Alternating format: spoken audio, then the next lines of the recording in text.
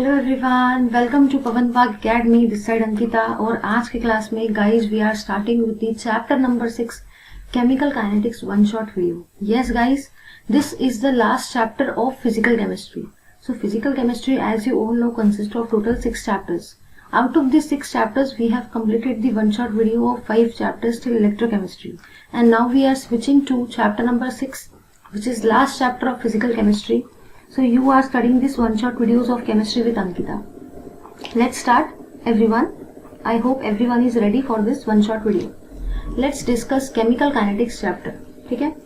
As you all know guys कि ये वाला जो चैप्टर है ये बहुत ज्यादा इम्पोर्टेंट चैप्टर है। रीजन ये है क्योंकि जो ये चैप्टर है ये चैप्टर बहुत ज्यादा इजी है। अब इजी होने की वजह से जो कंसेप्ट्स है वो आपको काफी इजीली समझ में आ जाएंगे। और अगर कंसेप्ट्स भी समझ गए और थ्योरी भी बहुत सारा है तो पेपर में आपको बहुत सारे क्वेश्चंस को अटेम्प्ट करते आएगा। इसलिए ये चैप्टर आपके लिए काफी ज्यादा इम्पोर्टेंट है और एग्जाम में यहाँ से बहुत सारे क्वेश्चंस आते हैं। तो ये जो वन शॉट वीडियो है is really going to help you to revise all the concepts of your 12th standard. चलिए डिस्कस करते हैं अपने इस चैप्टर को, केमिकल काइनेटिक्स को। सबसे पहली चीज तो दिमाग में एक क्वेश्चन आता है कि ये केमिकल काइनेटिक्स क्या चीज है, क्योंकि दिमाग में सबसे पहला जो क्वेश्चन आता है ना वो यही आता है कि भाई ये केमिकल काइनेटिक्स चीज क्या है। तो अपन लोग सबसे पहले डिस्कस करेंगे कि केमिकल काइनेटिक्स होता क्या है। केमिकल काइनेटिक्स जो है एक ऐसी स्टडी है जो आपको बताती है रेट ऑफ केमिकल रिएक्शन के बारे में। तो याद रखना, क्योंकि इसका नाम ही है काइनेटिक्स और काइनेटिक्स का मतलब ही होता है रेट। अब काइनेटिक्स जो है वो किसकी है, वो केमिकल रिएक्शन की है। इसका मतलब रेट भी किसका होगा, केमिकल रिएक्शन का। तो एक ऐसी स्टडी जिसमें आप डिस्कस करने वाले हैं, स्टडी करने वाले हैं रेट ऑफ केमिकल रिएक्शन को, और ऐसे कौन से फैक्टर्स हैं जो रेट ऑफ केमिकल रिएक्शन को अफेक्ट करते हैं, वो दोनों हम लोग केमिकल काइनेटिक्स में स्टडी करते हैं। तो समझ गया, रेट ऑफ केमिकल रिएक्शन और कौन से फैक्टर्स हैं जो रेट को अफेक्ट करते हैं। Let's move ahead. चलिए, तो नेक्स्ट पार्ट है आपका रेट ऑफ रिएक्शन। जैसे कि अगर मैं बात करती हूँ रेट ऑफ रिएक्शन की, तो रेट ऑफ रिएक्शन में टोटल 2 टाइप के रेट होते हैं। पहला होता है एवरेज रेट और सेकेंड होता है इंस्टेंटेनियस रेट। तो आपको बहुत अच्छे से याद रखना है कि रेट ऑफ रिएक्शन में टोटल 2 टाइप के रेट होते हैं। पहला होता है एवरेज रेट और सेकेंड जो रेट होता है ना गाइस, वो होता है आपका इंस्टेंटेनियस रेट। और ये दोनों ही रेट अपन को स्टडी करना है कि दोनों में फर्क क्या है, दोनों में डिफरेंस क्या है, एवरेज का मतलब क्या होता है और इंस्टेंटेनियस का मतलब क्या होता है। हम सबसे पहले तो उसका डेफिनेशन समझ लेते हैं। एवरेज रेट ऑफ रिएक्शन का मतलब देखो क्या होता है, change in concentration of reactant या प्रोडक्ट। चाहे आप रिएक्टेंट का कंसंट्रेशन लो, चाहे आप प्रोडक्ट का कंसंट्रेशन लो, लेकिन यहाँ पे क्या लिखा है, change in concentration divided by time interval over which the change occurs. मतलब एवरेज रेट ऑफ रिएक्शन में आप चेंज इन कंसंट्रेशन लेने वाले हो। इसलिए देखो यहाँ पे भी मैंने चेंज लिखा है, इस डेल्टा का मतलब चेंज होता है। तो हम लोगों ने क्या लिया, हम लोगों ने लिया चेंज इन कंसंट्रेशन। तो आई होप आप सभी को समझ रहा है कि ये चेंज क्यों बोला गया है, क्योंकि वहां पे डेल्टा आया है। तो change in concentration of reactant और प्रोडक्ट, रिएक्टेंट भी हो सकता है, प्रोडक्ट भी हो सकता है, ठीक है। Divided by the time interval over which the change occur. जितना भी टाइम इंटरवल है जिसपे ये चेंज हुआ है उसको हम लोग बोलते हैं एवरेज रेट, ठीक है। अब इसको मैं थोड़ा डिटेल में डिस्कस करती हूँ, थोड़ा सा वेट करो, हम लोग डिटेल में इसको डिस्कस करते हैं। उसके बाद में आपका है इंस्टेंटेनियस रेट। इंस्टेंटेनियस रेट का मतलब ही होता है चेंज इन कंसंट्रेशन। यहाँ पे भी आप चेंज इन कंसंट्रेशन तो लेने ही वाले हो, नो डाउट, रिएक्टेंट का और प्रोडक्ट का upon for definite time interval. देखो अगर मैं बात करती हूँ एवरेज की, तो एवरेज में टाइम जो था वो आपने पूरा कंसिडर किया था, बट इंस्टेंटेनियस रेट में आप सिर्फ और सिर्फ डेफिनेट टाइम इंटरवल को ही कंसिडर कर रहे हो। जितने टाइम पे वो चेंज हुआ बस आप उतना ही टाइम कंसिडर कर रहे, पूरा का पूरा टाइम कंसिडर नहीं कर रहे। इसलिए इसको बोला जाता है इंस्टेंटेनियस रेट, क्योंकि जो ये रेट होता है ये एक इंस्टेंट पर होता है। ये जो रेट हम लोग स्टडी करते हैं वो एक इंस्टेंट पे स्टडी करते हैं। इंस्टेंट मतलब एक पर्टिकुलर टाइम, एक डेफिनेट टाइम पे हम लोग स्टडी करते हैं, इसलिए इसका नाम है इंस्टेंटेनियस रेट ऑफ रिएक्शन। अब मैं आपको थोड़ा सा बताती हूँ, थोड़ा ध्यान देना, यहाँ पे एकदम ध्यान से देखेंगे तो सारी चीजें आपको बहुत बढ़िया तरीके से क्लियर हो जाएगी। जरा ध्यान देना। सबसे पहले मैं देखो क्या कर रही हूँ, मैं ले रही हूँ एक रिएक्शन को, A small A plus small B B gives small C C plus small D D. ये रिएक्शन को हम लोग कंसिडर कर रहे हैं। याद रखना कि जो भी चीज या जो भी स्पीसीज एरो के लेफ्ट में आती है वो हमेशा रिएक्टेंट होती है, और आपको ये भी याद रखना है कि जो भी चीज एरो के राइट में आती है वो हमेशा प्रोडक्ट होती है। दिमाग में ये चीज फिट कर लो कि जो भी स्पीसीज एरो के लेफ्ट में आएंगी वो रिएक्टेंट है, और जो भी स्पीसीज एरो के राइट में आएंगी वो प्रोडक्ट होती है। ठीक है, उसके बाद में जो ये स्मॉल ए है, small B, small C, small D, इसको स्टोइकियोमेट्री बोलते हैं। क्या बोलते हैं? स्टोइकियोमेट्री। ठीक है, अब जरा इधर ध्यान देना। सबसे पहले हम लोग बात कर रहे हैं एवरेज रेट की, हाँ, और उसके बाद हम लोग बात करेंगे इंस्टेंटेनियस रेट की। तो पहले हम लोग बात कर रहे हैं एवरेज रेट की, और फिर हम लोग बात कर रहे हैं इंस्टेंटेनियस रेट की। देखो फर्क क्या होता है। फर्क ये होता है, चाहे आप एक सेकेंड, चाहे आप एवरेज रेट को लो या आप एक सेकेंड, हाँ, चाहे आप एवरेज रेट को लो या आप इंस्टेंटेनियस रेट को लो, दोनों में एक चीज तो कॉमन है। और वो चीज देखो क्या कॉमन है। वो चीज ये है कि एवरेज रेट को लो या इंस्टेंटेनियस रेट को लो, रिएक्टेंट के लिए वो हमेशा नेगेटिव होता है। याद रखना, रिएक्टेंट के लिए हमेशा वो नेगेटिव होता है। रीजन ये है क्योंकि टाइम के साथ साथ रिएक्टेंट का जो कंसेंट्रेशन है वो डिक्रीज होते जा रहा है। टाइम के साथ साथ रिएक्टेंट का कंसेंट्रेशन कम कम होते जा रहा है। इसलिए चाहे एवरेज रेट की बात करो या इंस्टेंटेनियस रेट की बात करो, हमेशा वो रिएक्टेंट के लिए नेगेटिव होता है। वही अगर मैं बात करूं प्रोडक्ट के लिए, तो चाहे आप एवरेज रेट की बात करो या आप इंस्टेंटेनियस रेट की बात करो, वो हमेशा प्रोडक्ट के लिए पॉजिटिव होता है। रीजन ये है, टाइम के साथ साथ प्रोडक्ट का कंसेंट्रेशन बढ़ते जाता है, टाइम के साथ साथ प्रोडक्ट का कंसेंट्रेशन इंक्रीज होते जाता है। इसलिए एवरेज रेट और इंस्टेंटेनियस रेट प्रोडक्ट के लिए पॉजिटिव होते हैं और रिएक्टेंट के लिए नेगेटिव होते हैं। ठीक है, अब मुझे एवरेज रेट लिखना है, तो एवरेज में हम लोग डेल्टा सिंबल रिप्रेजेंट करते हैं, और इंस्टेंटेनियस में हम लोग क्योंकि एक इंस्टेंट पे ले रहे इसलिए हम लोग डी सिंबल से उसको रिप्रेजेंट करते हैं, और एवरेज में डेल्टा। तो हर जगह पे आप डेल्टा डेल्टा लिख दो, हर जगह पे लिख दो, फिर हम लोग बहुत इजीली समझ सकते हैं। हर जगह पे डेल्टा डेल्टा लिख देने का तो काम अपना आसान हो जाएगा। और यहाँ पे आप हर जगह पे क्या क्या लिखेंगे, हर जगह पे आप डी डी लिख दो, मतलब आपका काम और आसान हो जाएगा।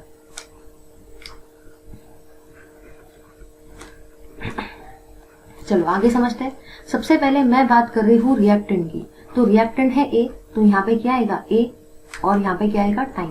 ठीक है, अब जरा यहाँ पे देखो, यहाँ पे आपको दिख रहा है बी, तो बी और टाइम, फिर आपको दिख रहा है सी, सी और टाइम, फिर आपको दिख रहा है डी और टाइम। यहाँ पे भी वैसे लिखेंगे ए और टाइम, बी और टाइम, सी और टाइम और डी और टाइम। ठीक है, इतना तो समझ गया सभी को। एवरेज में डेल्टा सिंबल से रिप्रेजेंट करते हैं चेंज को, और इंस्टेंटेनियस में इंस्टेंट पे ले रहे मतलब स्मॉल है इसलिए डी सिंबल से। अब जरा इधर देखो, ए और बी रिएक्टेंट है, और अगर ए और बी रिएक्टेंट है तो रिएक्टेंट के लिए हमेशा रेट कैसा होता है, नेगेटिव। तो रिएक्टेंट जहाँ पे आपको दिख रहे हैं वहां पे आपको नेगेटिव नेगेटिव लिखना है, समझ गए ना। और प्रोडक्ट के लिए रेट कैसा होता है, पॉजिटिव होता है। तो अगर आपको प्लस साइन लिखना है तो लिखो, और प्लस साइन नहीं लिखा तो भी चल जाता है क्योंकि वो अंडरस्टैंडेबल होता है। लेकिन नेगेटिव साइन हमेशा किसके लिए लिखा जाता है, रिएक्टेंट के लिए, दोनों ही रेट में।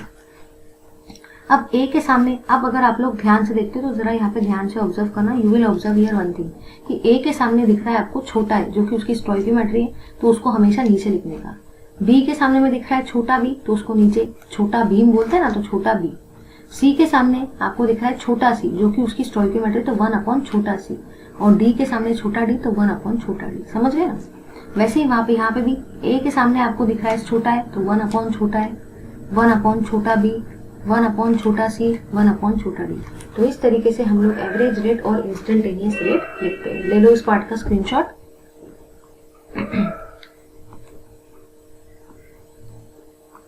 तो बिल्कुल यही वाला काम यहाँ पे भी उन्होंने किया है, कुछ भी ज्यादा टेंशन नहीं लेना है, जैसा आपको पता है बिल्कुल वैसे लिखना। देखो यहाँ पे भी अगर आप ध्यान देते हो तो यहाँ पे 1A है, 3B है और C के साथ साथ 2C है। तो मैंने देखो A के सामने में कुछ भी नहीं लिखा है, तो यहाँ पे क्या आएगा 1 upon 1 delta A by delta T. अब B के सामने आपको कौन सा नंबर दिख रहा है, 3, इसलिए 1 अपॉन 3। देखो यहाँ पे 1 अपॉन 3 आया है।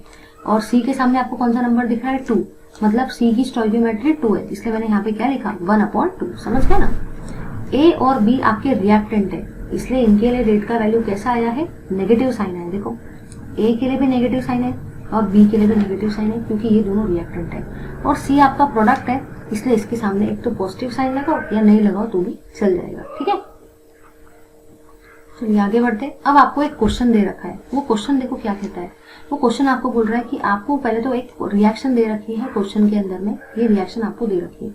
In liquid bromine N2O5 disappear at the rate of 0.02 mole per dm³। ठीक है,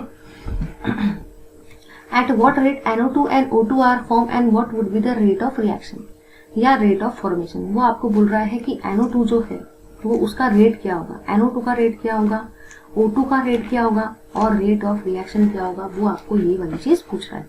तो करना कुछ भी नहीं है, सबसे पहले तो उसने देखो आपको क्या बोला है, N2O5 disappear at rate of, N2O5 का उसने आपको रेट दिया है, लेकिन जरा यहाँ पे एक चीज ध्यान देना, उसने आपको N2O5 का जो रेट होता है वो सेंटेंस के फॉर्म में लिख के दिया है, उसने आपको ऐसा रिप्रेजेंटेशन नहीं दिया है। ये रिप्रेजेंटेशन आपको इंटरप्रेट करके लिखने का है क्वेश्चन से। क्वेश्चन में उसने थ्योरी दिया है कि N2O5 disappear at the rate of 0.02, मतलब वो आपको बोलना चाहता है कि जो N2O5 का रेट है वो 0.02 है, समझ गए ना। और वो आपको बोल रहा है कि NO2 और O2 कैसे फॉर्म होगा, तो कुछ भी नहीं करना है, जस्ट इसको कैसे लिखेंगे वो मैं आपको पहले एक बार समझा देती हूँ। देखो तो आपको करना क्या है बेसिकली, सबसे पहले आपको दिख रहा है, मैं यहाँ पे लिख देती हूँ रिएक्शन को, अपन रिएक्शन को डिस्कस कर लेते हैं। ट्वाइस ऑफ N2O5 और ये आपको क्या दे रहा है 4NO2 प्लस O2, इसने आपको ये वाली चीज दी है। तो अगर आपको इंस्टेंटेनियस रेट का वैल्यू लिखना है तो देखो आप लोग कैसे क्या लिखेंगे। सबसे पहले N2O5 को अगर मैं लिखती हूँ तो ये है N2O5 अपॉन T, यहाँ पे भी डेल्टा यहाँ पे भी डेल्टा, अब N2O5 के सामने आपको दिख रहा है 2 नंबर, इसलिए 1/2, ठीक है, इक्वल्स टू, अब जरा आगे देखते हैं, और N2O5 जो है वो रिएक्टेंट है तो माइनस। वही अगर मैं बात करती हूँ NO2 की, तो NO2 को भी आप लोग वैसे लिखेंगे delta of NO2 upon delta of T, ठीक है, और NO2 के सामने दिख रहा है 4 नंबर तो 1/4। अब ये प्रोडक्ट है तो इसके सामने प्लस आएगा, वैसे ही आप ऑक्सीजन के लिए भी लिखेंगे। फिर आप क्या करेंगे, अब N2O5 का वैल्यू तो आपको पता है, देखो ना भाई, आपको N2O5 का वैल्यू तो क्वेश्चन में दिया हुआ है 0.02, तो करना कुछ भी नहीं है, बस आपको N2O5 का वैल्यू यहाँ पे पुटअप करना है। ठीक है, तो देखो मैं आपको एक चीज बता देती हूँ, ये वाला जो 4 है ये 4 ऊपर जाएगा तो ये 2 2 4 हो जाएगा, है ना। और इस तरीके से आप यहाँ पे N2O5 का वैल्यू पुटअप करेंगे और आंसर को सॉल्व करेंगे। ये बहुत ज्यादा डिटेल में मैंने आपको थ्योरी वाली क्लासेस में समझाया था, अभी 1 शॉट वीडियो चल रहा है तो मैं इतना बहुत ज्यादा इसको डिटेल में नहीं समझा सकती हूँ, लेकिन आपको एक छोटा छोटा आइडिया दे सकती हूँ, छोटा मोटा आइडिया कि कैसे क्या आपको करना है। तो बिल्कुल वैसे ही करना है जैसे मैंने आपको समझाया ना, इंस्टेंटेनियस रेट का एक्सप्रेशन लिखो और उसमें वैल्यूज को पुटअप करके सॉल्व करो क्वेश्चन को, ठीक है।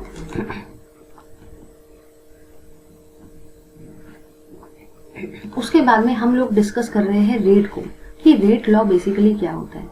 देखो इंस्टेंटेनियस रेट ऑफ रिएक्शन ये अलग चीज है, एवरेज रेट ऑफ रिएक्शन अलग चीज है, और अभी जो अपन डिस्कस कर रहे हैं ना वो है rate law. Rate law completely different चीज है, ठीक है। चलो डिस्कस करते हैं। रेट लॉ ये कहता है कि जो भी रेट होता है किसी भी केमिकल रिएक्शन का वो हमेशा डायरेक्टली प्रोपोर्शनल होता है मोलर कंसेंट्रेशन को। मोलर कंसेंट्रेशन को रेट ऑफ रिएक्शन हमेशा डायरेक्टली प्रोपोर्शनल होता है। मोलर कंसेंट्रेशन मतलब ही कंसेंट्रेशन ही होता है, क्योंकि कंसेंट्रेशन को आप जनरली मोल में लेते हो ना, इसका मतलब वो तो मोलर कंसेंट्रेशन ही हुआ, है ना। तो अब देखो क्या होता है, at that time raise to the simple power. तो आपने यहाँ पे ये देखा कि जो भी आपका मोलर कंसेंट्रेशन रहेगा, जैसे कि देखो एक चीज याद रखना, यहाँ पे हम रेट ऑफ रिएक्शन बोल रहे हैं, is directly proportional to the molar concentration of reactant at that time raise to the simple power. तो यहाँ पे रिएक्टेंट कौन से हैं, ए और बी रिएक्टेंट है, क्योंकि ये एरो के लेफ्ट में आ रहे हैं, और जो भी चीज एरो के लेफ्ट में आती है वो आपकी रिएक्टेंट होते हैं। एक चीज आपको ये भी बहुत बढ़िया तरीके से याद रखना है कि जो भी आपका रेट लॉ होता है, अगर मैं रेट लॉ की बात करती हूँ तो रेट लॉ ये कहता है कि जो भी रेट होता है वो डायरेक्टली प्रोपोर्शनल होता है कंसंट्रेशन ऑफ रिएक्टेंट को ही। याद रखना, रेट लॉ में कभी भी हम लोग प्रोडक्ट को कंसिडर नहीं करते, हम लोग हमेशा सिर्फ और सिर्फ रिएक्टेंट को ही कंसिडर करते हैं रेट लॉ में। आई होप सभी को इतना क्लियर हो गया, ठीक है। उसके बाद में आपको याद रखना है कि रिएक्टेंट की पावर में हमेशा हम लोग सिंपल पावर्स को लिखते हैं। जैसे कि अगर मैं बात करती हूँ इस वाले रिएक्शन की, तो यहाँ पे रिएक्टेंट दो है, ए और बी, इसलिए मैंने लिखा ए की पावर एक्स, बी की पावर वाई। जब हम प्रोपोर्शनलिटी साइन को हटाते हैं तो हमेशा दो चीजें आती है, इक्वल्स टू और कुछ ना कुछ कांस्टेंट, और ये जो कांस्टेंट के है, इस कांस्टेंट को बोला जाता है रेट कांस्टेंट। समझ गए ना? याद रखना कि रेट लॉ जो कहता है वो ये कहता है कि जो भी रेट होता है किसी भी रिएक्शन का, वो हमेशा डायरेक्टली प्रोपोर्शनल होता है रिएक्टेंट के कंसंट्रेशन को ही। प्रोडक्ट का कंसंट्रेशन कभी हम लोग कंसिडर नहीं करते, सिर्फ और सिर्फ रेट ऑफ रिएक्शन में रिएक्टेंट का कंसंट्रेशन ही लिखते हैं। उसके बाद में हम लोग आगे का पार्ट डिस्कस कर लेते हैं। ये वाली चीज को जरा समझ लेना इधर, तो आपको सारी चीजें क्लियर हो जाएंगी। सबसे पहले सपोज अगर मैं बात कर रही हूँ सपोज रेट की, और मैंने रेट का वैल्यू कुछ ऐसा लिखा है K into concentration of A की power x into concentration of B की पावर y। सपोज ये है मेरा रेट ऑफ रिएक्शन, और ये रेट ऑफ रिएक्शन मैंने लिखा है यूजिंग रेट लॉ, मतलब रेट लॉ का यूज करके मैंने ये रेट ऑफ रिएक्शन लिखा है। अब जरा इधर देखना, अगर मैं बात करती हूँ ए की, तो आप देखो कैसा लिखेंगे, the reaction is x order, the reaction is of x order with respect to A. याद रखना कि रिएक्शन का जो ऑर्डर है ए के रिस्पेक्ट में वो एक्स है, ऐसा मत बोल देना कि एक्स प्लस वाई ऑर्डर है। याद रखना कि आपको अगर कोई भी ऑर्डर पूछता है तो आपको पहले देखना है कि किसके रिस्पेक्ट में उसने ऑर्डर पूछा है। अगर आपको पूछा जाता है रिएक्शन का ऑर्डर विद रिस्पेक्ट टू ए, तो ए की पावर में क्या दिख रहा है, एक्स, तो याद रखना रिएक्शन का ऑर्डर रहेगा ए एक्स। फिर अगर आपको मैं पूछती हूँ कि बताओ भाई रिएक्शन का ऑर्डर क्या रहेगा बी के रिस्पेक्ट में, तो आप लोग लिखेंगे रिएक्शन इज ऑफ, रिएक्शन का ऑर्डर क्या दिख रहा है, वाई दिख रहा है, किसके लिए, बी के लिए, तो reaction is of Y order with respect to B. तो ऑर्डर ऐसा ही नहीं कि पगले जैसे कुछ भी आंसर कर दे, पहले समझ लो कि अगर आपको ऑर्डर पूछा जाता है कि बताओ भाई रिएक्टेंट ए के रिस्पेक्ट में ऑर्डर क्या है, तो एक्स है। अगर आपको पूछा जाता है बताओ भाई रिएक्टेंट बी के रिस्पेक्ट में कौन सा ऑर्डर है, तो वाई है। और अगर आपको पूछा जाता है ओवरऑल ऑर्डर, ओवरऑल ऑर्डर का मतलब ही होता है टोटल ऑर्डर, तो आप लोग क्या लिखेंगे, एक्स प्लस वाई। तो ये चीज अच्छे से फिट कर लो कि अगर रिएक्शन का ऑर्डर पूछा जाता है ए के रिस्पेक्ट में तो एक्स है, बी के रिस्पेक्ट में वाई है, और अगर ओवरऑल ऑर्डर पूछा जाए तो इन दोनों का सम कर देना, तो उससे आपको ओवरऑल ऑर्डर मिल जाएगा।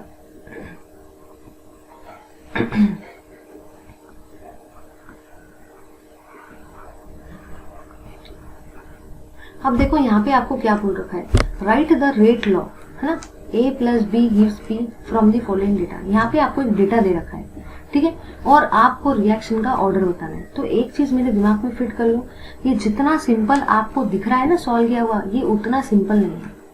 दिखने में तो ऐसा लगता है कि बहुत ही ज्यादा सिंपल है, बट इतना सिंपल ये प्रॉब्लम है ही नहीं। ये प्रॉब्लम थोड़ा सा डिफिकल्ट है। इसको सॉल्व करने के लिए कम से कम हम लोगों को 10 से 15 मिनट लगते हैं, तभी जाके ये प्रॉब्लम सॉल्व होता है। तो इसीलिए मेरी आप सभी से रिक्वेस्ट है कि ये प्रॉब्लम को देखने के लिए आप नॉर्मल वीडियो में जाइए और इस प्रॉब्लम को वहां से डिटेल में डिस्कस किए। मैंने लगभग 25 मिनट्स लेके इस प्रॉब्लम को समझाया है। तो अभी हमारे पास उतना टाइम नहीं, because we are dealing with one shot video, right everyone. So you just go through the normal videos and watch over there, ठीक है। चलिए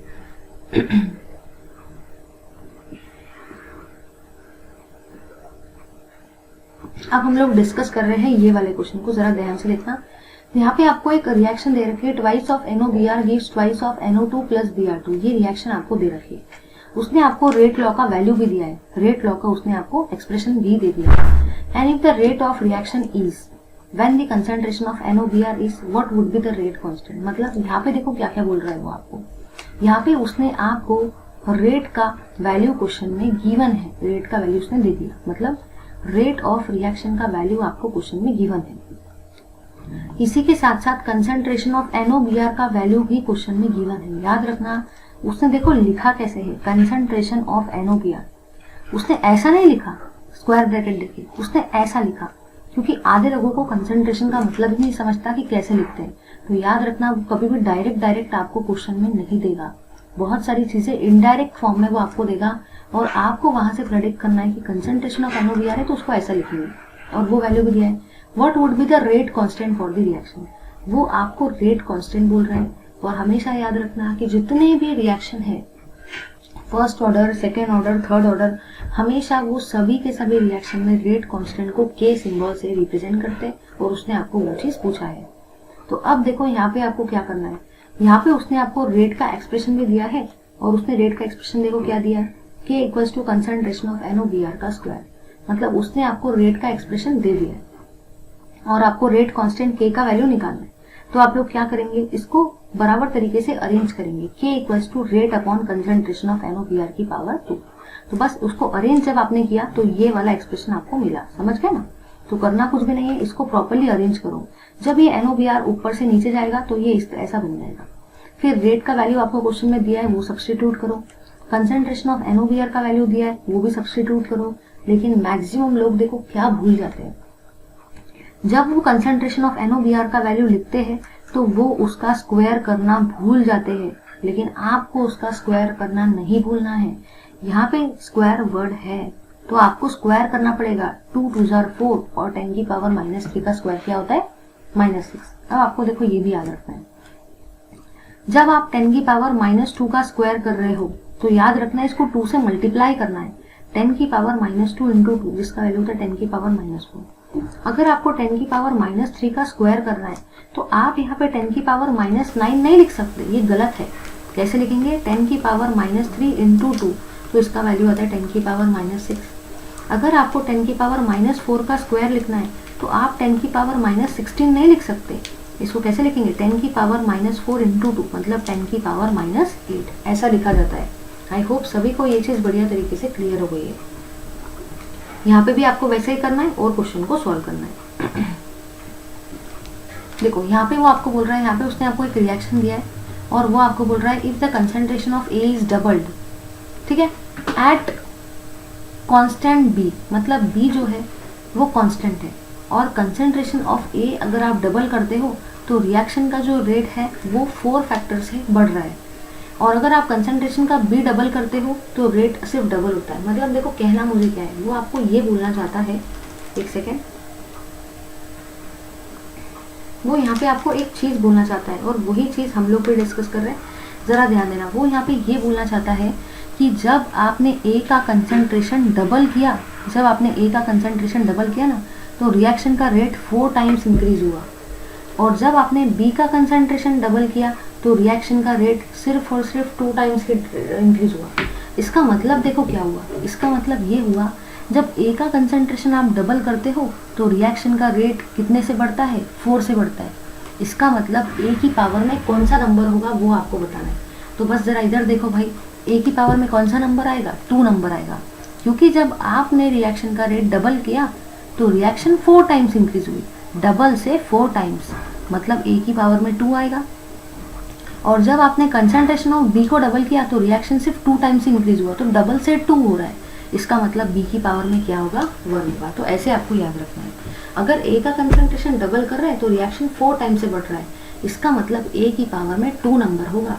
और जब B का कंसंट्रेशन डबल कर रहा है तो रिएक्शन 2 टाइम्स ही इंक्रीज हो रहा है, डबल मतलब 2, तो B की पावर में 1 होगा। ठीक है, चलिए अब यही वाली चीज ऑर्डर की है। जैसे मैंने आपको बताया था कि रिएक्शन का ऑर्डर अगर मैं पूछती हूँ विद रिस्पेक्ट टू A तो वो x है, अगर मैं रिएक्शन का ऑर्डर पूछती हूँ विद रिस्पेक्ट टू B तो वो y है, और अगर मैं ओवरऑल ऑर्डर पूछती हूँ तो ओवरऑल ऑर्डर मतलब ही क्या होता है, x प्लस y, जिसको हम लोग ओवरऑल ऑर्डर ऑफ रिएक्शन बोलते हैं। अब देखो वो आपको ये वाले क्वेश्चन में क्या बोल रहा है, प्रॉब्लम 6.4। इसने आपको एक रिएक्शन दे रखी है और वो आपको ये रिएक्शन से कुछ पूछना चाहता है। उसने आपको क्वेश्चन के अंदर में रेट लॉ का एक्सप्रेशन भी दे दिया। मतलब देखो कितनी बढ़िया बात है, क्वेश्चन में आपको रेट ऑफ रिएक्शन का एक्सप्रेशन भी दे दिया है, रेट लॉ का एक्सप्रेशन। वो आपको बोल रहा है NO का ऑर्डर कितना है, H2 का ऑर्डर कितना है। देखो NO के पावर में कितना नंबर है, 2 है, मतलब रिएक्शन का जो ऑर्डर है विथ रिस्पेक्ट टू NO वो कैसा है, सेकेंड ऑर्डर। समझ गए ना, क्योंकि NO के पावर में 2 नंबर है इसलिए रिएक्शन का जो ऑर्डर है वो कैसा है, सेकेंड ऑर्डर इन NO। और H2 के पावर में कोई नंबर नहीं है, और जहाँ पे कोई नंबर नहीं होता है वहाँ पे कौन सा नंबर होता है, 1। इसका मतलब हम ये भी कह सकते हैं कि जो रिएक्शन का ऑर्डर है H2 के रिस्पेक्ट में वो कैसा है, फर्स्ट ऑर्डर। तो NO के रिस्पेक्ट में सेकेंड ऑर्डर क्योंकि 2 नंबर है, H2 के रिस्पेक्ट में फर्स्ट ऑर्डर क्योंकि 1 नंबर है। और अगर ओवरऑल ऑर्डर पूछा जाए तो याद रखना ओवरऑल ऑर्डर कैसे निकालते हैं, दोनों का सम करके, 2 + 1 मतलब 3, इसलिए ओवरऑल ऑर्डर कैसा है, ओवरऑल ऑर्डर है आपका 3, समझ गए ना।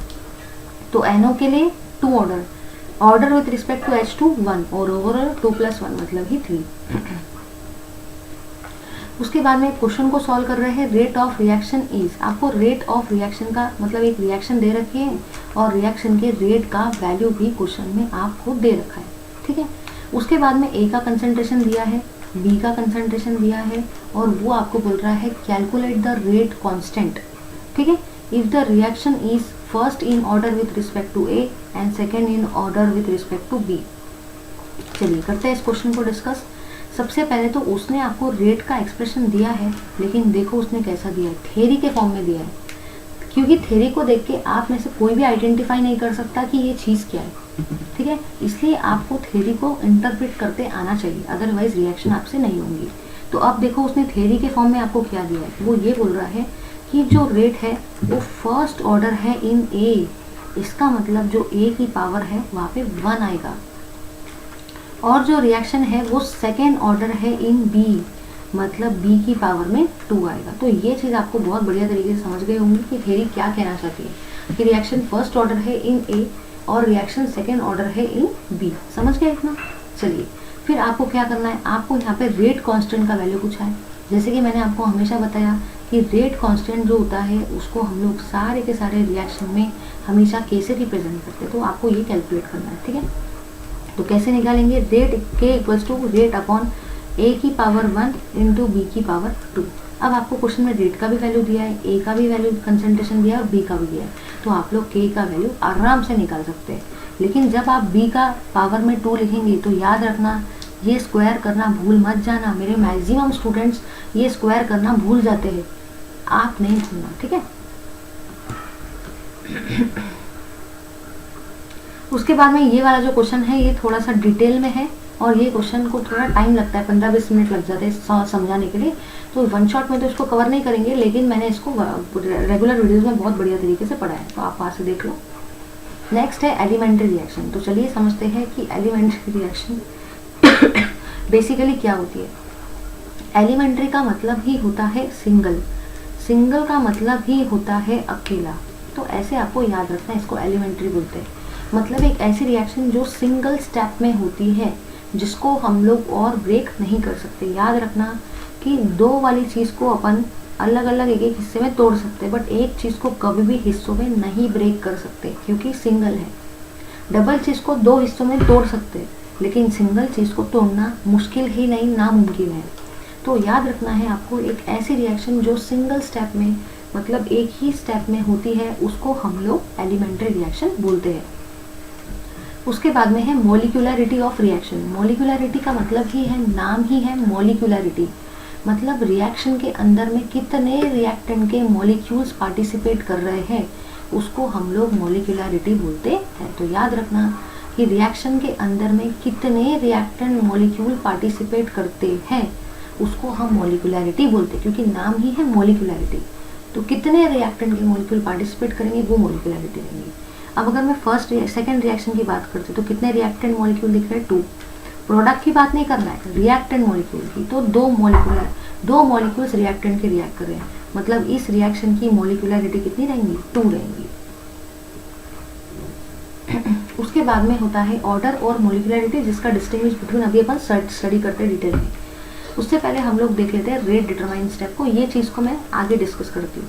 तो नेक्स्ट है रेट डिटरमाइनिंग स्टेप, एक ऐसी स्टेप जो सबसे स्लो होती है, सबसे स्लोएस्ट स्टेप, क्योंकि आपको सभी को पता है कि क्लास में बहुत सारे स्टूडेंट होते हैं, कुछ स्टूडेंट जो होते हैं वो बहुत फास्ट होते हैं और कुछ स्टूडेंट जो होते हैं वो बहुत ही वीक होते हैं, बहुत ही स्लो होते हैं, है ना। इन द सेम फैशन जब आप रिएक्शन की बात करते हो तो रिएक्शन में बहुत सारे रिएक्शंस आते हैं, कुछ रिएक्शन बहुत फास्ट हो जाते हैं, मतलब कुछ रिएक्शन का रेट बहुत ज़्यादा रहता है और कुछ रिएक्शन का रेट बहुत कम रहता है। तो ऐसे रिएक्शन जिनका बहुत ही जो स्लो होते हैं, जो रिएक्शन के रेट को डिटरमाइन करते हैं, उसको हम लोग RDS बोलते हैं। RDS मतलब ही रेट डिटरमाइनिंग स्टेप। तो याद रखना RDS मतलब रेट डिटरमाइनिंग स्टेप, एक ऐसी स्टेप जो रिएक्शन के रेट को डिटरमाइन करती है, जो बहुत ज़्यादा स्लोएस्ट होती है उसको हम लोग रेट डिटरमाइनिंग स्टेप बोलते हैं। अब ज़रा ध्यान से देखो, यहाँ पे आपको 2 स्टेप दिख रही है। नेक्स्ट एक स्टेप है फास्ट, एक स्टेप है स्लो, तो दोनों में से रेट डिटरमाइनिंग स्टेप कौन सी रहेगी? ये वाली स्टेप, जिसको हम लोग RDS स्टेप भी बोलते हैं। रीज़न ये है क्योंकि ये स्टेप सबसे स्लो है और जो भी स्लोएस्ट स्टेप होती है वही आपकी रेट डिटरमाइनिंग स्टेप होती है, और रिएक्शन का रेट भी हमेशा उसी स्टेप को देख के लिखा जाता है। तो फास्ट स्टेप को देख के आप कभी भी रिएक्शन का रेट नहीं लिखेंगे, ना तो इस रिएक्शन को देख के। आप हमेशा रिएक्शन का रेट जो लिखेंगे यूजिंग रेट लॉ, वो स्लो स्टेप को देख के लिखेंगे। तो स्लो स्टेप है ये वाली, रेट डिटरमाइनिंग स्टेप है ये वाली, मतलब यही स्टेप रिएक्शन के रेट को डिटरमाइन करेगी। इसलिए जो रेट है इक्वल्स टू, जैसे कि आप सभी को पता है कि रेट का मतलब होता है K into concentration of reactant. तो मैंने K को एज इट इज लिखा और रिएक्टेंट के कंसनट्रेशन की जगह पे मैंने क्या लिखा? NO2Cl। रीज़न ये है क्योंकि ये रिएक्टेंट है स्लोएस्ट स्टेप का, रेट डिटरमाइनिंग स्टेप का, जिसको देख के हम लोग हमेशा रेट लिखते हैं। नेक्स्ट है रिएक्शन इंटरमीडिएट। अब आपको ये चीज़ बहुत बढ़िया तरीके से याद रखना है कि सपोज अगर मैं एक रिएक्शन को कंसिडर करती हूँ, ज़रा ध्यान देना, ये है A plus B gives C plus D। उसके बाद में मैंने लिखा B plus C gives E। तो यहाँ पे आप लोगों ने देखो एक चीज़ ऑब्जर्व की, यहाँ पे आप लोगों ने ये चीज़ ऑब्जर्व की कि A और B रिएक्टेंट है, C प्रोडक्ट है, ठीक है।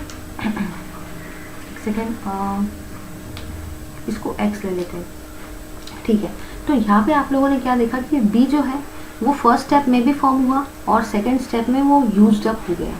मतलब एक ऐसी चीज़, एक ऐसा स्पीसीज जो रिएक्शन के बीच में ऑब्टेन होता है, मतलब फर्स्ट स्टेप में फॉर्म होगा और सेकंड स्टेप में वो चीज़ यूज्ड हो जाती है, उसको हम लोग रिएक्शन इंटरमीडिएट बोलते हैं। मतलब एक ऐसी चीज़ जो रिएक्शन के बीच में फॉर्म होती है, रिएक्शन के इंटरमीडिएट में फॉर्म होती है, जैसे कि डी जो है वो फर्स्ट स्टेप में फॉर्म हुआ और सेकंड स्टेप में वही डी यूज्ड अप हो गया, है ना। तो रिएक्शन में वो बीच का बंदर है, ठीक है, जिसका वैल्यू कभी भी रेट ऑफ रिएक्शन में नहीं लिखा जाता है, क्योंकि वो फर्स्ट स्टेप में फॉर्म होता है और सेकंड स्टेप में यूज हो जाता है, इसलिए वो बीच का बंदर होता है। उसका मतलब ही रिएक्शन इंटरमीडिएट होता है, बीच का बंदर, याद रखना। एक स्टेप में फॉर्म होगा, सेकंड स्टेप में यूज होगा। उसके बाद में हम लोग डिस्कस कर रहे हैं ऑर्डर और मोलिकुलरिटी को, कि ऑर्डर और मोलिकुलरिटी क्या होता है। ये दोनों का एक डिस्टिंग्विश बिटवीन है। तो ऑर्डर एक एक्सपेरिमेंटल प्रॉपर्टी है जिसको हम लोग एक्सपेरिमेंट से ही निकाल सकते हैं, उसका वैल्यू कभी भी हम कैलकुलेट नहीं कर सकते। जबकि जो मोलिकुलरिटी है वो एक थ्योरेटिकल प्रॉपर्टी है, मतलब एक ऐसी प्रॉपर्टी जिसका वैल्यू हम डिटरमाइन कर सकते हैं, कैलकुलेट करके निकाल सकते हैं, बट ऑर्डर एक्सपेरिमेंटल प्रॉपर्टी है। ऑर्डर जो होता है वो उसका, अभी हम लोगों ने डेफिनेशन देखा था, sum of powers of concentration term of reactant and product. मैंने आपको बताया था ना, x प्लस वाई। लेकिन मोलिकुलरिटी का मतलब क्या होता है? कितने रिएक्टेंट मॉलिक्यूल रिएक्शन में पार्टिसिपेट कर रहे हैं। ऑर्डर इंटीजर भी हो सकता है, मतलब नंबर्स भी हो सकते हैं, फ्रैक्शन मतलब पॉइंट वाले नंबर्स भी हो सकते हैं, और जीरो भी हो सकता है। लेकिन मोलिकुलरिटी हमेशा इंटीजर ही होता है, जैसे 1, 2, 3। हम लोग कभी ऐसा नहीं बोल सकते आधा मॉलिक्यूल, ठीक है, 3.5 मॉलिक्यूल, 4.5 मॉलिक्यूल, क्योंकि मॉलिक्यूल तो भाई एक मॉलिक्यूल होता है ना। मॉलिक्यूल को आप तोड़ सकते हो क्या? नहीं तोड़ सकते, इसलिए वो हमेशा एक इंटीजर होता है। 1 मॉलिक्यूल, 2 मॉलिक्यूल, 3 मॉलिक्यूल आप ऐसा बोल सकते हो, लेकिन आप ऐसा नहीं बोल सकते कि 2.5 मॉलिक्यूल, 3.5 मॉलिक्यूल, 5.5 मॉलिक्यूल, 6.5, ऐसा नहीं बोल सकते, क्योंकि मॉलिक्यूल तो भाई एक है ना, उसको तोड़ थोड़ी सकते 3.5, 4.5 करने के चक्कर में। समझ गए ना? चलिए आगे बढ़ते हैं। चलिए आगे देखते हैं हम लोग। अगर आप लोग आगे ध्यान से देखते हो तो आप लोगों ने यहाँ पे एक चीज़ ऑब्जर्व की जिसको अभी हम लोग डिस्कस कर रहे हैं। ज़रा ध्यान देना, यहाँ पे आप लोगों ने ये देखा गाइस कि यहाँ पे आपको एक रिएक्शन दिए और वो आपको बोल रहा है right the equation of overall order of reaction. तो आपको कुछ भी नहीं करना है, ये दोनों रिएक्शन को लिखने का है और इनका ओवरऑल ऑर्डर निकालना है, ठीक है। तो वो मैं आपको समझा देती हूँ कैसे कैसे आप लोग लिखेंगे। एक सेकेंड, सबसे पहले आपने फर्स्ट रिएक्शन को लिखा, NO2 plus F2 gives NO2F plus F। ये फर्स्ट रिएक्शन ही क्वेश्चन में दे रखी है आपको, ठीक है। इसी के बाद में उसने आपको सेकंड रिएक्शन में दे रखा है F plus NO2 gives NO2F। वो आपको बोल रहा है कि ओवरऑल ऑर्डर निकालो। तो आप सभी को पता है कि अगर आपको ओवरऑल रिएक्शन लिखने का है, ओवरऑल रिएक्शन नॉट ऑर्डर, तो आपको क्या करना पड़ेगा? दोनों रिएक्शन को ऐड करना पड़ेगा। जब आप ऐड करोगे तो ये F से ये वाला F क्या हो जाएगा? कैंसिल हो जाएगा। तो यहाँ पे क्या है, यहाँ पे एक NO2 है और यहाँ पे एक और NO2 है। तो NO2 प्लस NO2 कितने NO2 हो जाएंगे, twice of NO2। I hope सभी को समझ गया है। यहाँ पे एक NO2 है, यहाँ पे एक NO2, तो NO2 plus NO2 twice NO2 हो गया। यहाँ पे आपको एक F2 दिख रहा है तो मैंने एक F2 को लिखा। अब यहाँ पे एक NO2F है, यहाँ पे भी एक NO2F है। जब ये एक NO2F दूसरे NO2F के साथ रिएक्ट करेगा तो यहाँ पे कितने बनेंगे, ट्वाइस ऑफ NO2F। तो ये हुआ आपका ओवरऑल रिएक्शन, और ओवरऑल रिएक्शन को हम लोग ऐसे लिखते हैं। उसके बाद में वो आपको बोल रहा है राइट द रेट लॉ। अब दिमाग में एक क्वेश्चन आता है भाई कि अगर मुझे रेट लॉ लिखने का है, ठीक है, अगर मुझे रेट लॉ लिखने का है तो मैं कैसे लिखूं, ओवरऑल को देख के लिखूं, फास्ट को देख के लिखूं या स्लो को देख के लिखूं। तो गाइस मैंने आपको एक बहुत बढ़िया चीज़ बताई है कि हमेशा चाहे फास्ट रिएक्शन हो, चाहे ओवरऑल हो, चाहे स्लो हो, कभी भी आप फास्ट रिएक्शन को देख के या ओवरऑल ऑर्डर को देख के, ओवरऑल रिएक्शन को देख के कभी भी रिएक्शन का रेट नहीं लिखते। हमेशा जो रिएक्शन का रेट आप लिखते हो, रेट ऑफ रिएक्शन, जो भी रिएक्शन का रेट आप लिखते हो वो हमेशा किसको देख के लिखा जाता है, स्लो स्टेप को, क्योंकि स्लो स्टेप ही क्या होती है, स्लो स्टेप ही होती है रेट डिटरमाइनिंग स्टेप, मतलब ही RDS। इसलिए स्लो स्टेप को देख के ही रेट लिखा जाता है। तो K into concentration of reactant. तो देखो स्लो स्टेप में आपको कौन से रिएक्टेंट दिख रहे हैं, NO2 और F2, इसलिए स्लो स्टेप में मैंने क्या लिखा, NO2 और F2। समझ गए ना। तो ऐसे आपको लिखने का है। NO2 की स्टोइकियोमेट्री 1, इसलिए NO2 के पावर में भी 1। F2 की स्टोइकियोमेट्री है 1, इसलिए F2 के पावर में भी 1 आएगा, ठीक है। फिर वो आपको पूछ रहा है रिएक्शन का इंटरमीडिएट क्या है। तो अभी अपन लोगों ने इक्वेशन को तो डिस्कस कर लिया, रेट लॉ को डिस्कस कर लिया, अब रिएक्शन इंटरमीडिएट। तो याद रखना कि एक ऐसी चीज़ जो एक स्टेप में फॉर्म होती है और सेकेंड स्टेप में यूज होती है उसको हम रिएक्शन का इंटरमीडिएट बोलते हैं। तो यहाँ पे रिएक्शन का इंटरमीडिएट क्या हुआ, F हुआ। आई होप सभी को ये चीज़ क्लियर हो गई है। F रिएक्शन का इंटरमीडिएट हुआ।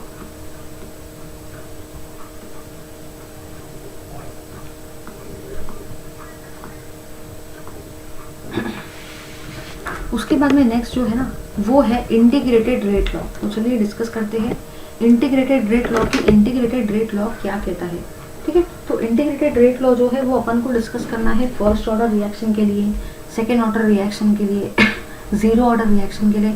तो फिलहाल अभी हमको इससे कोई लेना देना नहीं है, सिर्फ आपको इतना याद रखना है कि जो भी आपका इंटीग्रेटेड रेट लॉ होता है, याद रखना अगर मैं बात करती हूँ फर्स्ट ऑर्डर रिएक्शन की, अगर मैं सपोज फर्स्ट ऑर्डर रिएक्शन की बात कर रही हूँ, तो जो भी आपका इंटीग्रेटेड रेट लॉ है, एक सेकेंड, तो उसमें अगर आप ध्यान से देखते हो तो पहला वाला जो रेट है वो आप इंस्टेंटेनियस रेट ऑफ रिएक्शन को देख के लिखते हो, और जो सेकेंड वाला रेट है वो आप लोग रेट लॉ को देख के लिखते हो। हमेशा याद रखना कि जो भी दो टाइप के रेट हम लोग लिखते हैं किसी भी डेरिवेशन के लिए, जब भी हम लोग दो टाइप के रेट लिखते हैं तो याद रखना कि पहला रेट लिखा जाता है इंस्टेंटेनियस रेट को देख के।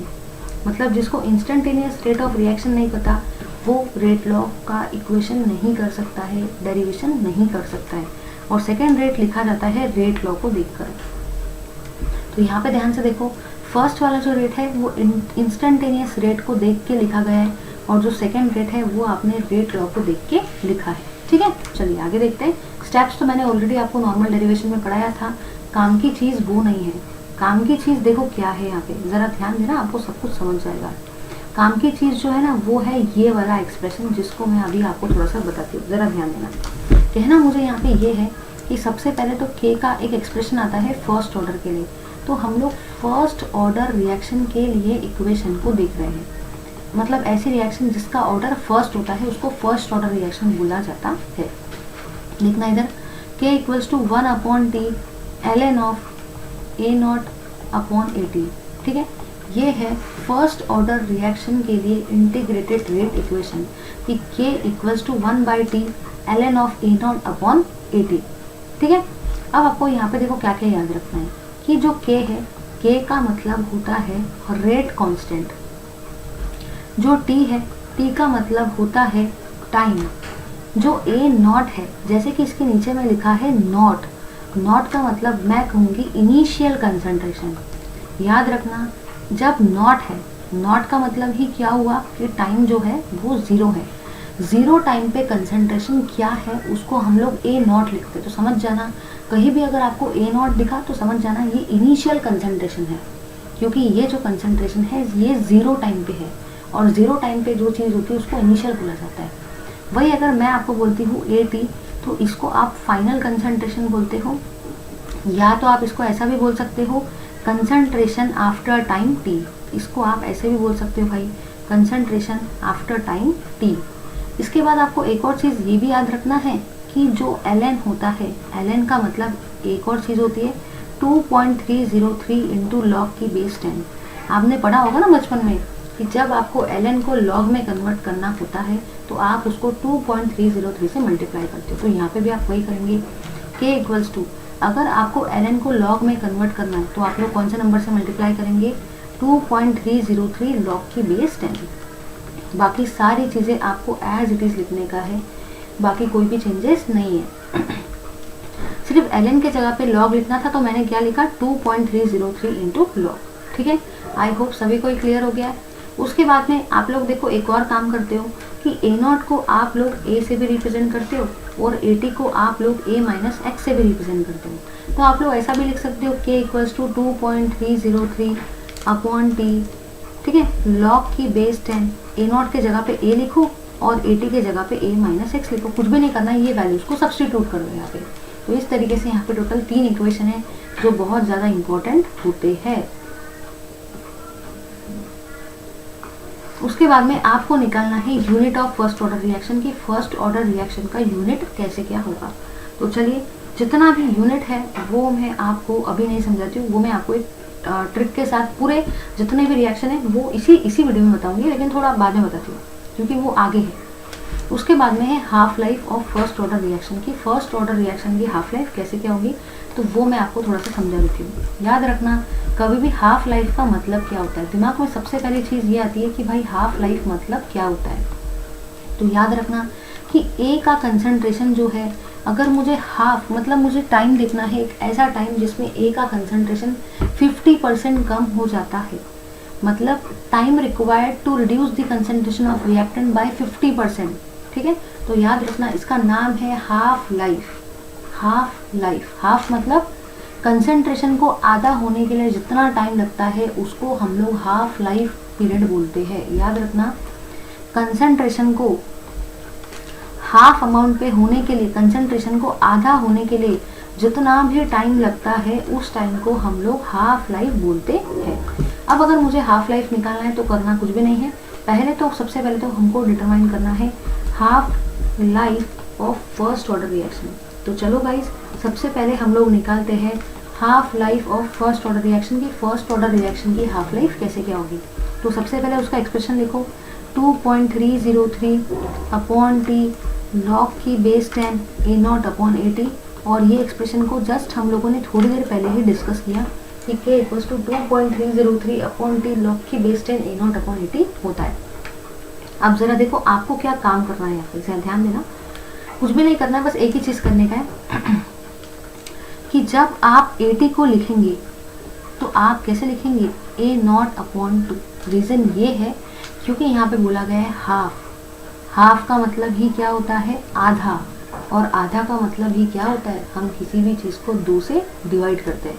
इसलिए मैंने यहाँ पे इस a0 को 2 से डिवाइड किया। तो अब आपको समझ रहा है कि मैंने a0 को 2 नंबर से क्यों डिवाइड किया, क्योंकि हाफ बोला है, हाफ मतलब आधा होता है, इसलिए मैंने a0 को 2 नंबर से डिवाइड किया। तो लिखेंगे इसको 2.303 अपॉन टी लॉग की बेस 10। a0 को तो एज इट इज लिखेंगे और at की जगह पे क्या लिखेंगे, a0 अपॉन 2। तो a0 अपॉन 2 लिखो तो ये वाला 2 ऊपर जाएगा। ठीक है, अब देखो क्या होगा, a0 से a0 कैंसिल हो गया तो वैल्यू आया 2.303 अपॉन टी लॉग की बेस 10 2, और लॉग 2 का वैल्यू कितना होता है, 0.3010। तो ये वैल्यू से इसको मल्टीप्लाई करेंगे तो यहाँ पे आपको एक एक्सप्रेशन मिलेगा। याद रखना, अभी आप हाफ लाइफ की बात कर रहे हो इसलिए आपने हर एक टी के नीचे में हाफ लिखा, तो k का वैल्यू आता है 0.693 अपॉन टी हाफ। ये एक्सप्रेशन इतना ज़्यादा इंपॉर्टेंट है क्या बताऊँ, वेरी वेरी इंपॉर्टेंट, बहुत बार पूछा जाता है, ये पूरा का पूरा डेरिवेशन पूछा जाता है आपको, write the expression for half life of first order reaction, या तो आपको पूछा जाएगा write the expression for half life of zero order reaction. हर साल एक क्वेश्चन हाफ लाइफ पर होता ही है। अगर फर्स्ट ऑर्डर का पूछा है तो अगले साल 0 ऑर्डर का पूछेगा, ऐसे आपको वो पूछा जाता है। तो ये आपको डिराइव करके देना है। पूरे इक्वेशन के लिए बस एक ही काम करना है कि AT इक्वल्स टू A0/2। चलिए अब यहाँ पे आपको कुछ दे रखे हैं examples of first order reaction. तो याद रखना ही ये कुछ एग्जाम्पल्स है जो कि फर्स्ट ऑर्डर रिएक्शन के होते हैं। बहुत बार पेपर में पूछा जाता है, आपको ये रिएक्शन दी जाती है और पूछा जाता है कि बताओ भाई ये जो रिएक्शन है ये कौन से ऑर्डर की है। तो ये आपको याद ही रखना है, रट्टा ही मारने का है। बस इसमें यहाँ पे एक ही गाना गाने का, रट्टा मार हो रट्टा मार, बस रट्टा मार लो भाई, क्योंकि आपको ये दोनों याद रखना है कि ये दोनों रिएक्शन एग्जाम्पल है फर्स्ट ऑर्डर रिएक्शन का। ठीक है, चलिए आगे देखते हैं। फिर उसके बाद में देखो ये क्वेश्चन बिल्कुल एज इट इज वैसा ही है। मैं आपको इस क्वेश्चन का थोड़ा सा आइडिया दे देती हूँ कि इस क्वेश्चन में what you have to do exactly here. देखो यहाँ पे आपको क्या करने का है, यहाँ पे आपको हाफ लाइफ जो है फर्स्ट ऑर्डर रिएक्शन की वो दे रखी है। तो आपको सबसे पहले उसने हाफ लाइफ दिया है। कभी भी एक चीज़ दिमाग में अपने फिट कर लो कि अगर आपको हाफ लाइफ दी जाती है तो हमेशा उससे पहले आपको के निकालना है, याद रखना है। हाफ लाइफ दिया है तो दिमाग में ये चीज़ आपके वहीं पे क्लिक हो जानी चाहिए कि हाफ लाइफ मतलब ही आपको वहाँ से के का वैल्यू निकालना है, मतलब ये रेट कांस्टेंट का। कैसे निकालोगे, के इक्वल्स टू 0.693/t हाफ। ये एक्सप्रेशन का यूज़ करके आप सबसे पहले क्या निकालेंगे, आप सबसे पहले के का वैल्यू मतलब ये रेट कांस्टेंट का वैल्यू निकालेंगे। कैसे, टी हाफ के वैल्यू से सबसे पहला काम आप रेट कांस्टेंट का वैल्यू निकालेंगे। उसके बाद में देखो आपको क्या करना है, इनिशियल कंसंट्रेशन का वैल्यू आपको दिया है। इनिशियल कंसंट्रेशन मतलब ही आपको A0 का वैल्यू दिया है। Concentration would remain after time T, वो आपको पूछ रहा है कि कितना कंसंट्रेशन कुछ समय के बाद बचेगा, मतलब वो आपको AT का वैल्यू पूछ रहा है। याद रखना उसने आपको A0 का वैल्यू दिया है और AT का वैल्यू वो आपको पूछ रहा है, और साथ ही साथ उसने आपको टाइम भी बताया है 35 मिनट। मतलब क्वेश्चन में उसने आपको टाइम का वैल्यू 35 मिनट दिया है। उसने आपको इनिशियल कंसंट्रेशन का भी वैल्यू दिया है। याद रखना इनिशियल मतलब ही ऐसा कंसंट्रेशन जो स्टार्टिंग में था, जिसको हम इनिशियल कंसंट्रेशन बोलते हैं, उसको हम A0 से रिप्रेजेंट करते हैं। क्वेश्चन में आपको कभी भी वो नहीं बताएगा कि A0 मतलब क्या होता है, वो आपको थ्योरी के फॉर्म में लिख के देगा इनिशियल कंसंट्रेशन। तो याद रखना है कि इनिशियल कंसंट्रेशन मतलब ही A0 होता है और उसका वैल्यू उसने आपको दिया है 0.08। फिर वो आपको पूछ रहा है what concentration would remain after time T, मतलब कुछ टाइम के बाद कितना कंसंट्रेशन बचेगा, वो आपको ये चीज़ पूछ रहा है। तो आपको क्या करना है, ये वाले एक्सप्रेशन को यूज़ करना है। k equals to 2.303/t log की बेस 10 A0/AT। k का वैल्यू आपको टी हाफ के एक्सप्रेशन से मिल जाएगा। ये वैल्यू टाइम का आपको पता है, A0 का वैल्यू पता है, तो AT का वैल्यू आप लोग आराम से निकाल सकते हो। ले लो इस पार्ट का स्क्रीनशॉट। देखो यहाँ पे भी आपको बिल्कुल वैसा ही वही वाले एक्सप्रेशन का यूज करके आंसर को निकालने का है। ठीक है, उसके बाद में अब आपको दे रखा है जीरो ऑर्डर रिएक्शन, और अभी हम लोग डिस्कस कर रहे हैं जीरो ऑर्डर रिएक्शन का इंटीग्रेटेड रेट इक्वेशन। चलिए डिस्कस करते हैं कि जीरो ऑर्डर रिएक्शन का इंटीग्रेटेड रेट इक्वेशन क्या होता है। तो जीरो ऑर्डर रिएक्शन का इंटीग्रेटेड रेट इक्वेशन ये वाला होता है, k equals to A0 minus AT/T। चलो डिस्कस करते हैं इसको। यूनिट को मैं अभी डिस्कस नहीं कर रही हूँ, यूनिट को सभी रिएक्शन के एक साथ डिस्कस करेंगे। चलो, तो आप लोगों ने यहाँ पे देखा जीरो ऑर्डर रिएक्शन को, और जैसे कि आप सभी को पता है कि जीरो ऑर्डर रिएक्शन के लिए एक इंटीग्रेटेड रेट इक्वेशन आया कि k equals to A0 minus AT/T। ये होता है आपका जीरो ऑर्डर रिएक्शन के लिए इंटीग्रेटेड रेट इक्वेशन। याद रखना कि k जो होता है उसको रेट कांस्टेंट बोलते हैं, A0 का मतलब होता है इनिशियल कंसंट्रेशन, AT का मतलब होता है कंसंट्रेशन आफ्टर टाइम t, और T का मतलब होता है टाइम। ठीक है, तो ये जीरो ऑर्डर रिएक्शन के लिए आपको एक्सप्रेशन दे रखा है। उसके बाद में देखो आपको क्या करना है, कुछ भी नहीं करना है। जब आपको इससे हाफ लाइफ निकालना है जीरो ऑर्डर रिएक्शन की, ये बहुत ज़्यादा इंपॉर्टेंट है, क्योंकि जैसे कि मैंने आपको बताया कि पेपर में हर साल एक क्वेश्चन हाफ लाइफ पे आता है। एक तो half life of zero order आएगा, या तो half life of first order reaction आएगा। तो करना कुछ भी नहीं, बस एक ही काम करना है कि AT के जगह पे आप लोग क्या लिखेंगे, A0/2। याद रखना AT के जगह पे A0/2 लिखेंगे। यहाँ पे मैंने A0/2 क्यों लिखा, क्योंकि मैंने अभी आपको थोड़ी देर पहले समझाया था कि हाफ का मतलब ही होता है आधा, आधा का मतलब ही क्या होता है, डिवाइड बाय 2, इसलिए मैंने A0 को 2 से डिवाइड किया। तो बस वही वाला काम करेंगे, A0 को एज इट इज और AT के जगह पे क्या लिखेंगे, A0 अपॉन 2 अपॉन T। फिर ये वाला 2 ऊपर जाएगा तो ये क्या बन जाएगा, twice of A0 minus A0 upon 2T। ठीक है, फिर अब देखो आप लोग क्या करेंगे, ट्वाइस A0 माइनस 1 A0 मतलब ये कितना हो जाएगा, A0 upon twice of T। ये आता है K का एक्सप्रेशन। और जैसे कि आप हाफ लाइफ की बात कर रहे हो, इसलिए हर जगह पे आप T के जगह पे क्या लिखेंगे, T हाफ लिखेंगे। तो ये आया आपका expression for zero order, expression of half life for zero order reaction. इसको आप प्रॉपरली अरेंज करके ऐसा भी लिख सकते हो, देखो प्रॉपरली अरेंज करके लिखना है तो प्रॉपरली अरेंज करके लिखो, A0 upon twice of K। ठीक है, तो इस तरीके से पेपर में आने के चांसेस, करना कुछ भी नहीं, बस एक ही काम आपको याद रखना है कि AT की जगह पे क्या लिखेंगे, A0 अपॉन 2। अपॉन 2 क्यों लिखा, क्योंकि हाफ है, हाफ मतलब आधा।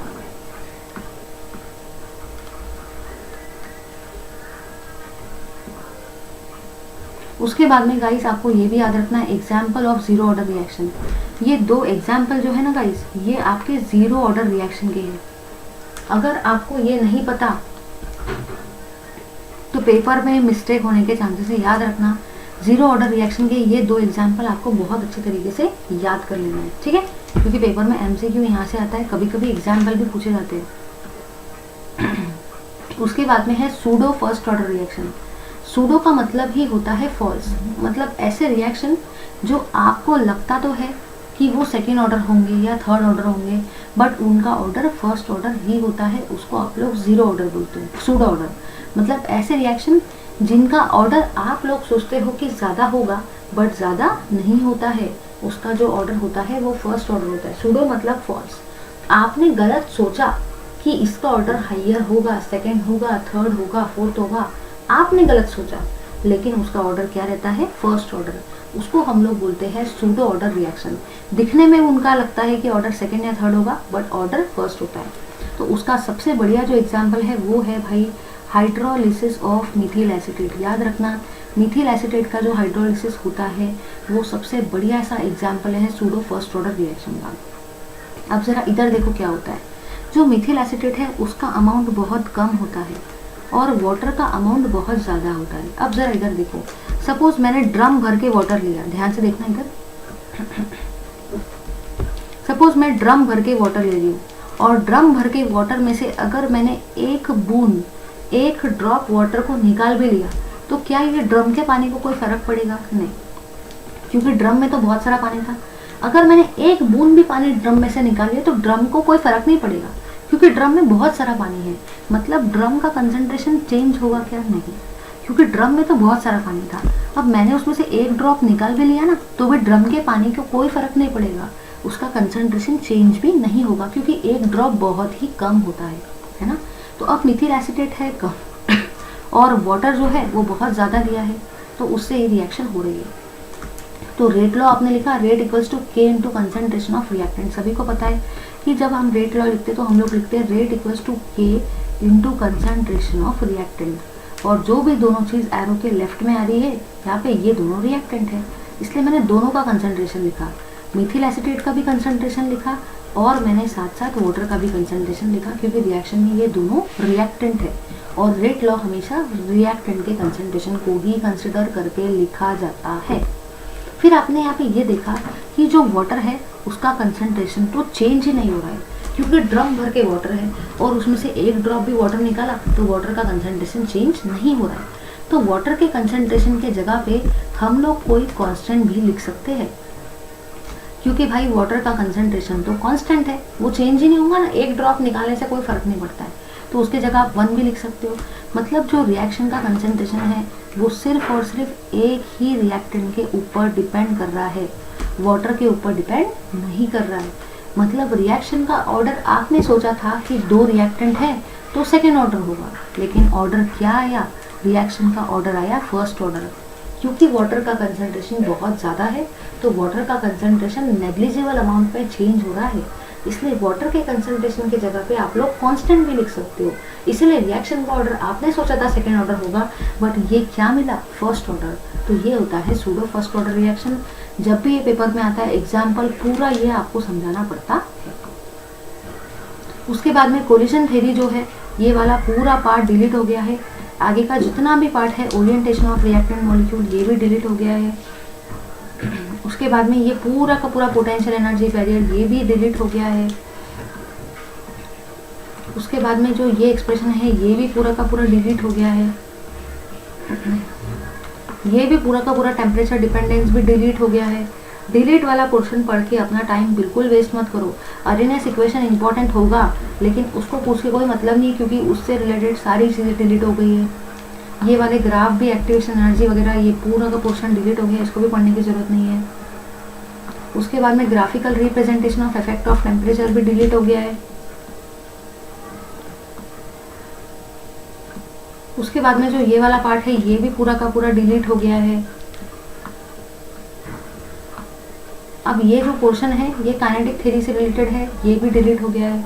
ये कोई भी न्यूमेरिकल्स आपको पढ़ने की बिल्कुल भी ज़रूरत नहीं है, ये भी डिलीट हो गया है। ये वाले प्रॉब्लम्स भी डिलीट हो गए। So you are very lucky everyone कि आपको पढ़ने की ज़रूरत ही नहीं है ना। उसके बाद में है effect of catalyst on the rate of reaction. तो इसको आपको पूछने का कोई चांस नहीं है। रीज़न ये है क्योंकि भाई इससे रिलेटेड सारी चीज़ें डिलीट हो गई, तो इसको पूछ के क्या करते बताओ। तो सिर्फ आपको इतना ही याद रखना है। मैं एकदम शॉर्ट में बता देती हूँ कि जो भी रेट होता है रिएक्शन का, रेट ऑफ रिएक्शन, वो इंक्रीज होता है जब आप कैटलिस्ट का यूज़ करते हो। बस इतना ही दिमाग में याद रखना, ठीक है। बाकी ये पूरा का पूरा पढ़ने का कोई ज़रूरत नहीं, क्योंकि यहाँ से क्वेश्चन आ ही नहीं सकता।